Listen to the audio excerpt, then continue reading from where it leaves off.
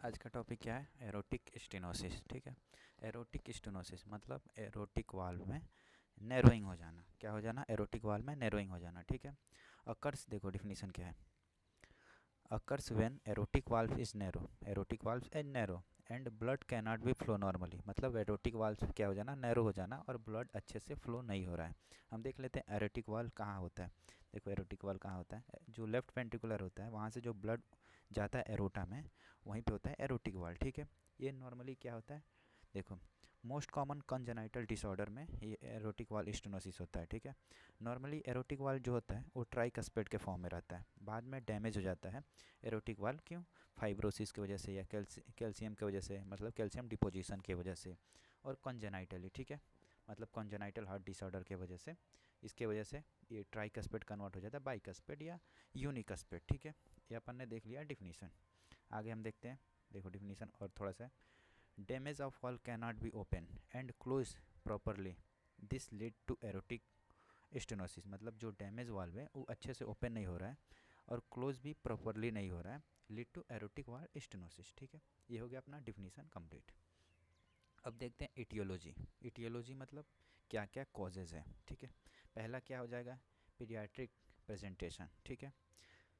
Bicuspid aortic valve most common सीवियस lesion. ठीक है। Internal syndrome unicuspid aortic valve, मतलब बोल रहा है कि ज़्यादातर पीडियाट्रिक प्रेजेंटेशन में एरोटिक वाल्व स्टेनोसिस होता है। मतलब बाइकस्पेड एरोटिक वाल्व मतलब यूनिकस्पेड से क्या ट्राइकस्पेड से कन्वर्ट हो गया बाइकस्पेड में। ठीक है। मोस्ट कॉमन क्या रीजन है? Turner syndrome. ठीक है। टर्नर सिंड्रोम होता है यूनिकस्पेड एरोटिक वाल्व में भी। ठीक है। अब देखते हैं उसमें कुछ और point. Unicuspid aortic valve more severe than compared to bicuspid valve. मतलब यूनिकस्पेड वाल्व ज़्यादा सीवियर होता है कंपेयर टू बाइकस्पेड वाल्व। पहले तो ट्राइकस्पेड होता है, फिर उसमें कुछ इटियोलॉजिकल कॉजेज़ की वजह से वो कन्वर्ट हो जाता है बाइकस्पेड में और फिर कन्वर्ट हो जाता है यूनिकस्पेड में। तो वही बोल रहा है यूनिकस्पेड एरोटिक वाल्व जो होता है मोर सीवियर होता है देन टू बाइकस्पेड वाल्व में। ठीक है।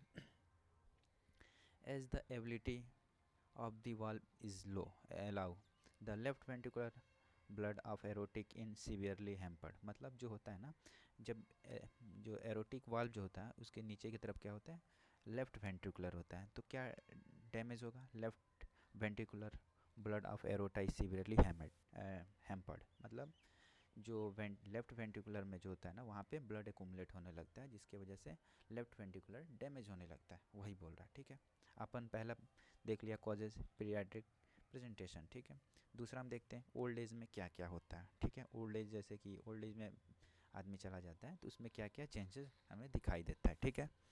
तो उसमें देखो पहले तो उसमें होगा डिजेनरेटिव कैल्सिफिकेशन। डिजेनरेटिव कैल्सिफिकेशन मतलब कैल्शियम का वहाँ पे एकुमुलेट हो गया है और उसके वजह से वहाँ पे एरोटिक स्टेनोसिस हो गया। कैल्शियम का डिपोजिशन मतलब एसोसिएट विद एथेरोस्क्लेरोसिस। ठीक है। पहला पॉइंट हो गया। Disease progress there is differentiation of fibroblast myoblast into osteoblast. Disease जो है प्रोग्रेस करते हुए कन्वर्ट हो गया ऑस्टियोब्लास्ट में। Led to deposition of bone matrix in valve is called calcification of wall. उसके बाद से वो कन्वर्ट वहाँ पे डिपोजिशन होने लगेगा bone of matrix of wall, वो is called calcification of wall. ठीक है। अब आगे हम पॉइंट देखते हैं। ठीक है। ओल्ड एज में क्या क्या मतलब रीज़न हो सकता है एरोटिक स्टेनोसिस होने का। ठीक है।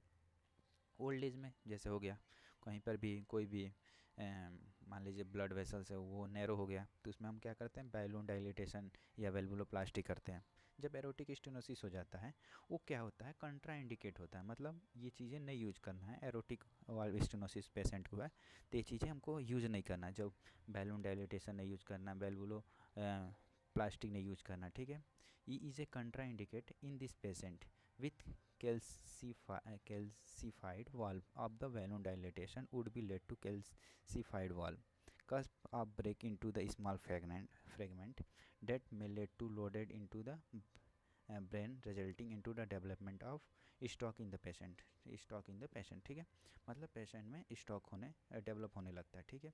इसमें क्या होता है ना, ये ब्रेक कर जाता है स्मॉल फ्रेगमेंट में। ठीक है। छोटे छोटे जो कैल्सिफाइड वाल्व्स होता है ना, जब अपन बैलून डायलिटेशन या वेल्वुलोप्लास्टी करते हैं तो वो जो होता है ना अपन का जो कैल्शियम डिपोजिशन हुआ है अपने वाल्व में, एरोटिक वाल्व में, वो क्या होता है, एरोटिक वाल्व छोटे छोटे फ्रेगमेंट में टूटने लगता है, जिसके वजह से अपन को स्टॉक हो सकता है इन द पेशेंट में, ठीक है। Small fragment to loaded into the brain resulting and development in the stroke of the patient, ठीक है। अपन ने ओल्ड एज में क्या क्या होता है हमने देख लिया, ठीक है। अब देखते हैं तीसरा क्या कॉजेज़ है एरोटिक स्टेनोसिस का, ठीक है। तीसरा हो जाएगा रूमेटिक फीवर, रूमेटिक फीवर भी हो सकता है। चौथा हो जाएगा रेडिएशन, रेडिएशन में किस तरह का radiation, media external radiation, radiotherapy, ठीक है, given to the patient of Hodgkin lymphoma for hilar lymphadenopathy, chest radiotherapy given to the patient of the breast carcinoma. जब हम ब्रेस्ट कार्सिनोमा जिस पेशेंट को जाता है उसमें हम क्या करते हैं, रेडियो उसको थेरेपी देते हैं। उस समय भी उस रेडिएशन के वजह से भी अपन को एरोटिक स्टेनोसिस हो सकता है, ठीक है। ये हो गया अपना चौथा पॉइंट। एक होता है सोन्स कॉम्प्लेक्स, ये सब भी रीजन हो सकता है एरोटिक स्टेनोसिस का, ये सारा कंपोनेंट हो गया। Punctated mitral valve, supravalvular mitral valve, सी हो जाएगा subvalvular aortic stenosis, coarctation of aorta, ये सारे रीजन है एरोटिक स्टेनोसिस होने का, ठीक है। अपन ने इटियोलॉजी कंप्लीट कर लिया, ठीक है। अब देखते हैं क्लिनिकल प्रेजेंटेशन, मतलब साइन और सिम्टम क्या क्या इसमें दिखाई देगा। ज़्यादातर एरोटिक स्टेनोसिस किस में होता है, ज़्यादातर मेल में होता है, 4:4:1 के रेशियो में होता है, ठीक है। सेकेंड पॉइंट हो जाएगा बाइकस्पेट एरोटिक वाल्व हो जाएगा, ठीक है, बाइकस्पेट एरोटिक वाल्व, ठीक है। इसमें autosomal dominant pattern of inheritance, genetic involvement, कौन से जेनेटिक इन्वॉल्वमेंट, मतलब NOTCH1 जीन के वजह से होता है, ठीक है। ओल्ड एज में हमको दिखाई देगा, ठीक है। जेनेटिक पॉपुलेशन ऑफ हाइपरटेंशन, मतलब ओल्ड एज में क्या हाइपरटेंशन के जो पेशेंट होते हैं उसमें दिखाई देगा, या जीन के वजह से, इस जीन के वजह से हो सकता है, ठीक है। Autosomal dominant pattern of inheritance, इसके वजह से भी हो सकता है, ठीक है।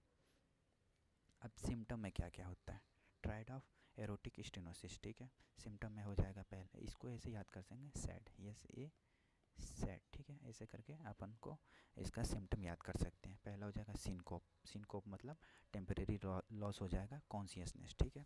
सेकंड हो जाएगा एंजाइना, डी मतलब हो जाएगा डिस्निया, ठीक है, डिस्निया, ठीक है। डिस्निया मतलब शॉर्टनेस ऑफ ब्रीथिंग, ठीक है। इस डिज्निया का होने का क्या रीज़न है, increase left ventricular and diastolic pressure, मतलब एलवी में बहुत ज़्यादा एंड डायस्टोलिक प्रेशर बढ़ जाता है, उसके वजह से क्या हो जाएगा, एलवी में हाइपरट्रॉफी होने लगेगा, ठीक है। उस हाइपरट्रॉफी होने के बाद से इंक्रीज द आर्टेरियल प्रेशर, वहाँ पे हाइपरट्रॉफी हो जाएगा, बहुत ज़्यादा ब्लड हो जाएगा तो आर्टेरियल प्रेशर बढ़ जाएगा, led to congestion of lungs and pulmonary oedema, ठीक है। मतलब वहाँ पे एलवी में क्या होगा, लेफ्ट वेंट्रिकुलर में बहुत ज़्यादा प्रेशर बढ़ने की वजह से वहाँ पे ब्लड बहुत ज़्यादा प्रेशर बढ़ गया, तो वो क्या हो जाएगा, पहले एलवी से हो जाएगा उसको पहले, फिर एलए में जाएगा, लेफ्ट आर्टरी में जाएगा, फिर पल्मोनरी आर्टरी में जाएगा, फिर पल्मोनरी वेन में जाएगा, फिर पल्मोनरी आर्टरी, फिर पल्मोनरी एडिमा, मतलब जो भी ब्लड है वो बैक फ्लो करने लगेगा। वहाँ पे बहुत ज़्यादा एलवी में, लेफ्ट वेंट्रिकुलर में बहुत ज़्यादा प्रेशर होने की वजह से बैक फ्लो करने लगेगा ब्लड, और पीछे जाते जाते LV pulmonary vein, pulmonary artery से पल्मोनरी एडिमा कॉज कर देगा, मतलब लंग्स में चला जाएगा, उसकी वजह से डिस्निया हो जाएगा, मतलब शॉर्टनेस ऑफ ब्रीथ, ठीक है। फिर हम एग्जामिनेशन करेंगे तो क्या क्या एग्जामिनेशन में हम देखेंगे।